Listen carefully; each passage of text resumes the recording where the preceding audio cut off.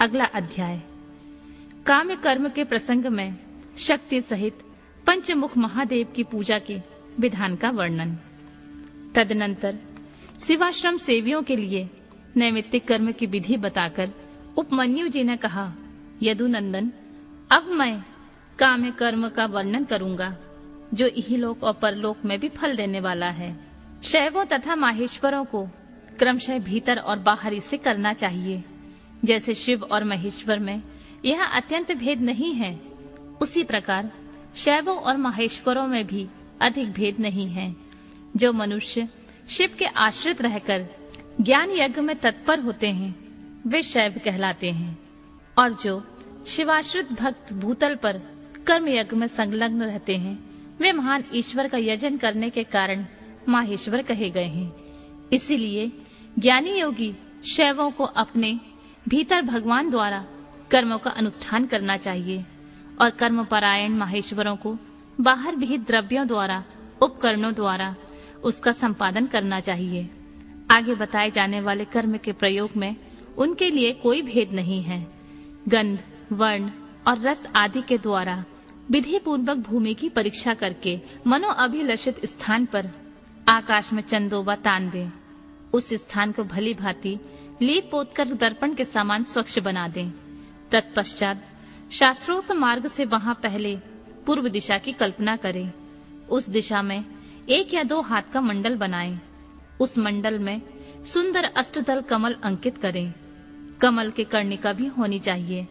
यथासंभव संचित रत्न और सुवर्ण आदि के चूर्ण से उसका निर्माण करें। वह अत्यंत शोभायमान और 5 आवरणों से युक्त हो। कमल के 8 दलों में पूर्वादि क्रम में अणिमा 8 सिद्धियों की कल्पना करें तथा उसके केसरों में शक्ति सहित वामदेव 8 रुद्रों को पूर्वादि दल के क्रम में स्थापित करें।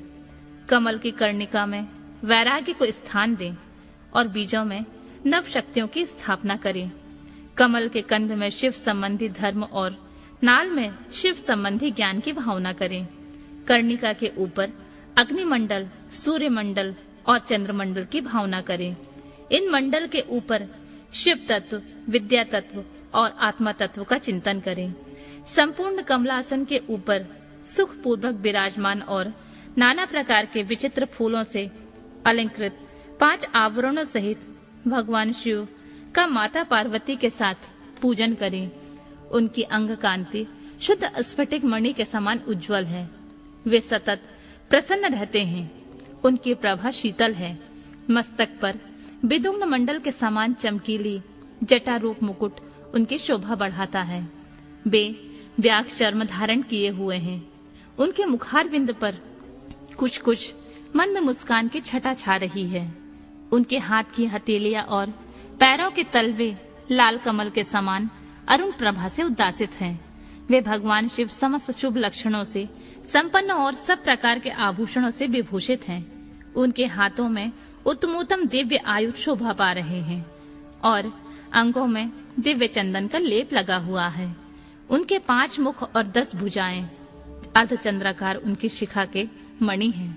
उनका पूर्ववर्ती मुख प्रातः काल के सूर्य की भांति अरुण प्रभा से उद्दासित एवं सौम्य है। उनमें 3 नेत्र रूपी कमल खिले हुए हैं तथा सिर पर बाल चंद्रमा का मुकुट शोभा पाता है। दक्षिण मुख नील जलधर के समान श्याम प्रभा से भासित होता है। उसकी भौहें टेढ़ी हैं और देखने में भयानक है। उसमें गोलाकार लाल लाल आंखें दृष्टिगोचर होती हैं। दाढ़ी के समान वह मुख विकराल जान पड़ता है। उसका पराभव करना किसी के लिए कठिन है। उसके अधर पल्लव फड़कते रहते हैं। उत्तरवर्ती मुख मूंगे की भांति लाल है। काले काले केशपाश उनकी शोभा बढ़ाते हैं। उनमें विभ्रम विलास से युक्त 3 नेत्र हैं और उनका मस्तक अर्धचंद्रमय मुकुट से विभूषित है। भगवान शिव का पश्चिम मुख पूर्ण चंद्रमा के समान उज्जवल तथा 3 नेत्रों से प्रकाशमान है। उनका मस्तक चंद्रलेखा की शोभा धारण करता है। वह मुख देखने में सौम्य है और मंद मुस्कान की शोभा से उपासकों के मन को मोह लेता है।